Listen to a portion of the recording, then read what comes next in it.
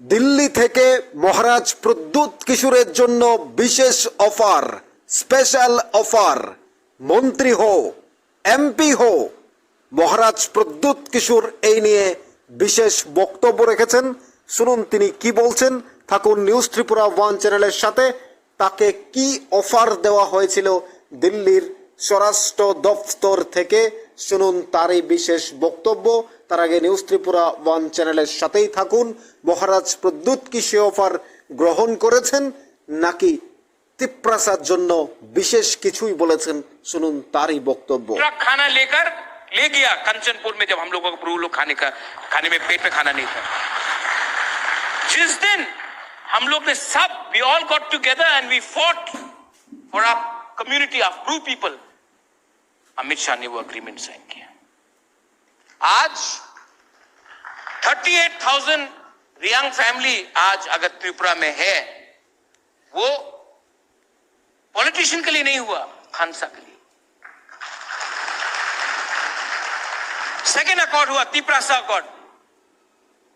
जब मुझे कोई नहीं मिल रहा था, मैं बोला कि मैं हताई कोतर में जाके I will go on hunger strike. Phone आया कि नहीं होगा अग्रीमेंट, आप ब्लैकमेल नहीं कर सकता गवर्नमेंट को। हमने बोला हम ब्लैकमेल नहीं कर रहा है, आपने कमिटमेंट दिया था, आप कमिटमेंट पूरा करो। तो आप मंत्री बन जाओ, आप एमपी बन जाओ, हमला नहीं चाहिए, आप ये दो। बात नहीं माना, हंगर स्ट्राइक में गया। सिर्फ बुबागरा हंगर स्ट्राइक में गया नहीं, हजार हजार वाईटीए वर्कर्स चर्च में प्रेयर, मंदिर में पूजा, बुद्ध मंदिर में पूजा,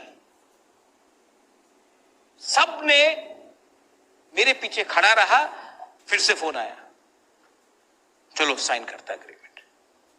अग्रीमेंट साइन हुआ है, खत्म नहीं हुआ है। लेकिन मैं आपको गारंटी देके बोलता हूं कि मैं अपना नाम को बदल दूंगा अगर हमने तिप्रासा को जस्टिस और कॉन्स्टिट्यूशनल सोल्यूशन नहीं दिया। अकॉर्ड हुआ तिप्रासा अकॉर्ड।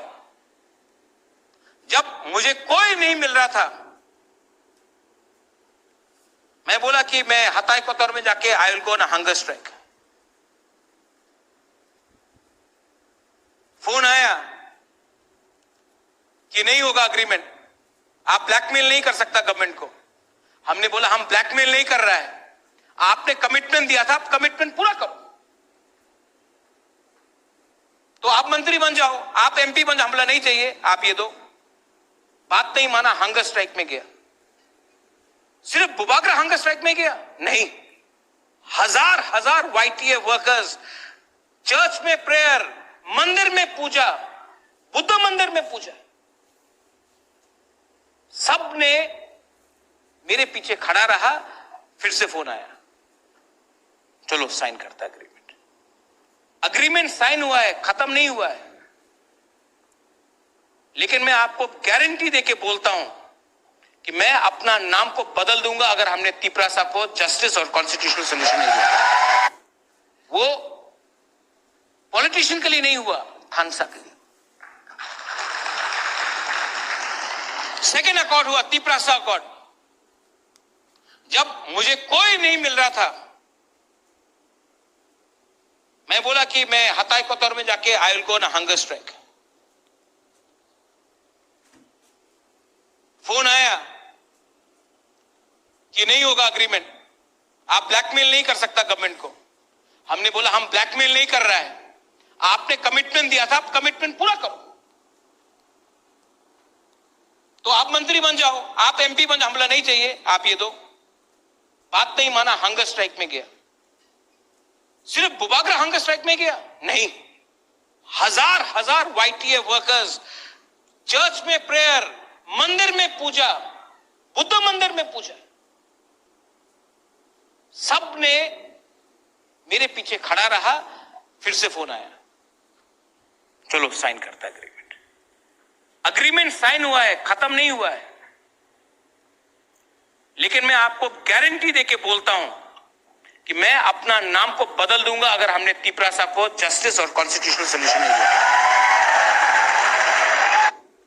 শুনলেন মহারাজ প্রদ্যুতের ভেরি ভেরি এক্সক্লুসিভ বক্তব্য, অর্থাৎ তিনি যা বলতে চেয়েছেন, দিল্লি থেকে স্পেশাল অফার দিয়েছিলেন মহারাজ প্রদ্যুৎকে, বলেছিলেন এমপি হয়ে যাও, মন্ত্রী বানো।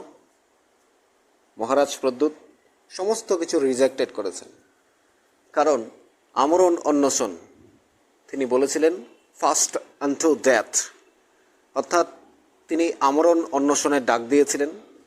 তারপর তাকে দিল্লিতে ডেকে নেওয়া হয়েছে সাইন করার জন্য, অ্যাগ্রিমেন্ট সাইন করেছে। এখনও তিনি কমিটমেন্ট করেছেন, তিনি কথা দিয়েছেন যে 100% গ্যারান্টি, জাস্টিস অ্যান্ড কনস্টিটিউশন তিনি অধিকার আদায় করেই ছাড়বেন। এবং আমরা যে কথাগুলো বলবো এখন, সেগুলো কারোর ভালো লাগতে পারে, কারোর আবার নাও লাগতে পারে। এটা একান্তই আপনি ব্যক্তিগতভাবে নিতে পারেন কিংবা নাও নিতে পারেন। আমরা যে কথাগুলো বলছি এগুলো আপনি দয়া করে মনোযোগ সহকারে শুনুন। মহারাজ প্রদ্যুৎ কিশোর তিনি লড়াই করছেন দীর্ঘদিন ধরে তিপ্রাসার জন্য। তাদেরকে কথা দেওয়া হয়েছিল, তাদেরকে স্বরাষ্ট্র দপ্তর থেকে ফোন করে বলা হয়েছিল যে গভর্নমেন্টের সাথে যেন ব্ল্যাকমেল না করা হয়। মহারাজ প্রদ্যুৎ কিশোর বলছেন ব্ল্যাকমেল নয়, আমাকে যে কমিটমেন্ট দেওয়া হয়েছিল আমি সেই কমিটমেন্ট পূরণ করো, আমার কথা খেলাপ করো না, আমার সাথে যে চুক্তি হয়েছিল সেই চুক্তি পূরণ করো, আমাকে অধিকার দাও, আমি রাজি আছি, আমি স্ট্রাইক তুলে নেব, হাঙ্গার স্ট্রাইক তুলে নেব। কিন্তু মহারাজ প্রদ্যুৎ কিশোরকে বলা হয়েছে না, অ্যাগ্রিমেন্ট হবে না, তুমি মন্ত্রী হয়ে যাও, তোমাকে মন্ত্রিত্বের সুযোগ দিলাম, তুমি এমপি হও, তোমাকে এমপির সুযোগ দিলাম। মহারাজ প্রদ্যুৎ উড়িয়ে দিয়েছেন, রিজেক্টেড করেছেন। আমরা জানি না অন্য কেউ হলে এটাকে কি করতো, হয়তো লোফে নিতেও পারতো, আবার নাও নিতে পারতো। আপনারা বুঝতেই পারছেন কত বড় অফার মহারাজ প্রদ্যুৎ কিশোর পেয়েছেন, কিন্তু এই মানুষটি সেটাকে উড়িয়ে দিয়েছেন। তিনি কি করেছেন, তিপ্রাসার জন্য অ্যাকোয়ার্ড সাইন্ডের জন্য তিনি হাঙ্গার স্ট্রাইক করেছেন। তারপরে আবার ফোন এলো, আসো দিল্লিতে এগ্রিমেন্ট সাইন হবে, সাইন করেছেন। এখন ইমপ্লিমেন্টের জন্য মহারাজ প্রদ্যুৎ কিশোর আবারও দিল্লিতে আছেন। আমরা সে নিয়ে পরবর্তী ভিডিওতে কথা বলবো, কিন্তু এখন যেটা বলতে চাই, এই যে মহারাজ প্রদ্যুৎ কিশোর অপেক্ষার পর অপেক্ষা, তিনি তিপ্রাসাকে নিয়ে লড়াই করছেন, লড়াইয়ের দাবিও পূরণ তিনি হয়েছেন, তিনি পেয়েছেন, তিনি সচেষ্ট হয়েছেন, তিনি আন্দোলনে নেমেছেন, রাস্তায় নেমেছেন, তার দাবি পূরণ করেছেন স্বরাষ্ট্র দপ্তর, অর্থাৎ তাকে চুক্তিতে সাইন করিয়ে দিয়েছেন, যেটা স্বাধীনতার ৭৮ বছরেও কেউ পারেনি, সেটা মহারাজ প্রদ্যুৎ কিশোর করে দেখিয়েছেন ত্রিপুরা থেকে। এটা অনেক বড় ব্যাপার, অনেক বড় পাওয়ার। মহারাজ প্রদ্যুৎ তার দাবি পূরণের জন্য তিনি চেষ্টা করে যাচ্ছেন কন্টিনিউয়াসলি, অর্থাৎ তিনি দিল্লির স্বরাষ্ট্রমন্ত্রী অমিত শাহের সাথে কথা বলছেন, রাজ্যের মাননীয় মুখ্যমন্ত্রীর সাথে কথা বলছেন, স্বরাষ্ট্র দপ্তরের সঙ্গে আলোচনা করছেন, মিটিং করছেন, সব ঠিক আছে। কিন্তু এই দাবি পূরণের জন্য তাকে যে বলা হয়েছিল মন্ত্রী পদ গ্রহণ করার জন্য, তাকে এমপি হওয়ার জন্য বলেছিল, তিনি রিজেক্টেড করেছেন। কতজন এই big offer, special offer rejected করতে পারে আমার জানা নেই। মহারাজ প্রদ্যুৎ কিশোরের সরাসরি বক্তব্য আপনারা শুনলেন, তাকে কি অফার দেওয়া হয়েছিল, মন্ত্রিত্বের অফার, এমপির অফার, তিনি রিজেক্টেড করেছেন। এই তিপ্রাসারা জানতেও পারতো না, 40 লক্ষ ত্রিপুরাবাসীও জানতে পারতো না। মহারাজ প্রদ্যুৎ কিশোর যদি না বলতেন যে তাকে মন্ত্রিত্বের অফার দেওয়া হয়েছে, এমপি হওয়ার অফার দেওয়া হয়েছে, সরকারের সাথে ব্ল্যাকমেল না করে আন্দোলন তুলিয়ে নেওয়ার জন্য, অর্থাৎ উঠিয়ে নেওয়ার জন্য। কত বড় মনের মানুষ হলে এই খেটে খাওয়া তিপ্রাসা, আমরা 40 লক্ষ পাহাড়ি বাঙালির একজন মহারাজ প্রদ্যুৎ কতটা হৃদয়বান মানুষ, কতটা মানবিক, দুহাত ভরে যার সাহায্য মানুষ পায়, সেই হৃদয়বান মানুষটি এই মন্ত্রী এমপি পদ রিজেক্টেড করেছেন। তাহলে বুঝতেই পাচ্ছেন, তখন কিন্তু ওই প্ল্যান, ওই পরিকল্পনা কিছুই কিন্তু ছিল না যে কৃতি সিং দেববর্মা তারই বোন এমপি হবেন, এমপির টিকিট পাবেন। এখন প্রশ্নগুলো উঠতে পারে যে কৃতি সিং দেববর্মাকে দিয়েছেন তার তো বোন দেখে, তিনি নেননি, তার বোনকে তো দিয়েছে, কিন্তু এটা নয়, এটার সাথে এটা মিশে যায় না। কারণ মহারাজ প্রদ্যুৎ কিশোর চাইলে তো মন্ত্রী হতে পারতেন, তিনি তো নেননি মন্ত্রী পদ, তিনি তো গ্রহণ করেননি। অর্থাৎ তাহলে বুঝতেই পারছেন, সেটা তো পরবর্তী সিদ্ধান্ত হয়েছে।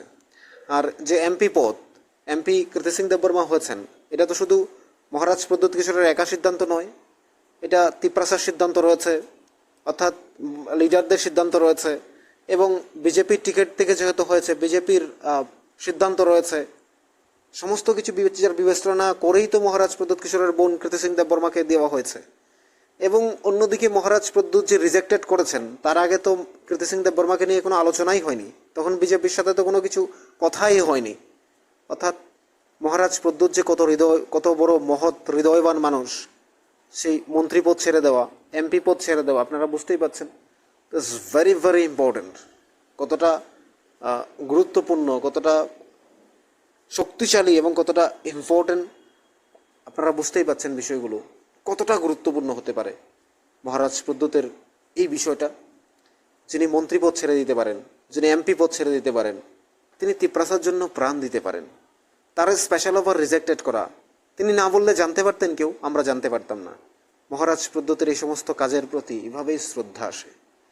এজন্যই আমাদের রাজ্যের প্রতিটা মানুষ মহারাজ প্রদ্যোতকে ভালোবাসেন। সমালোচনা করেন হয়তো 0.12%, সেটা হতে পারে, সেটা সবসময় থাকবে। কিছু স্বার্থান্বেষী মানুষ কখনো সমালোচনা করবে, কখনো আবার সবার চেয়ে বেশি আধিক্যতা দেখাবে, সেটা থাকতে পারে। আপনাদের কি মনে হয় মহারাজ প্রদ্যোত এই স্পেশাল অফার রিজেক্টেড করায় কি মনে হয়? মহারাজ প্রদ্যোত তার মহানুভবতার পরিচয় দিয়েছেন, তার যে গুরুত্বপূর্ণ পদক্ষেপ, তার চিন্তাধারা, তার যে কাজ, তার যে গুরুত্বপূর্ণ কথাগুলো, তার যে তিপ্রাসার জন্য তার আন্দোলন, অ্যাকোয়ার্ড অ্যাগ্রিমেন্ট, তার যে আমরণ অনশন, হাঙ্গার স্ট্রাইক, অর্থাৎ তিপ্রাসাকে ডেভেলপমেন্ট করা, সেগুলোর বিষয়গুলো আপনারা বুঝতে পারছেন। মহারাজ নিজেকে কোথায় নিয়ে গেছেন, কোন উচ্চতায় নিয়ে গেছেন।